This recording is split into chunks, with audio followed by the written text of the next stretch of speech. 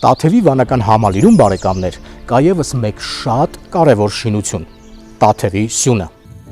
Օգոստոսի 11-ին առավոտյան ժամը 4-ին Տաթևի սյան գլխին իջնում է Օրիոնի հայք համաստեղության գոտին։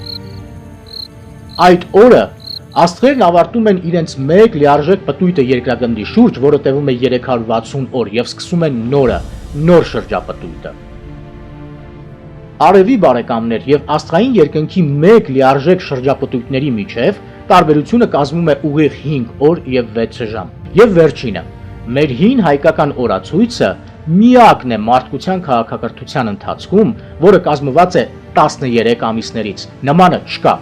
Վերջին ամիսը կոչվում է հավելյաց ամիս,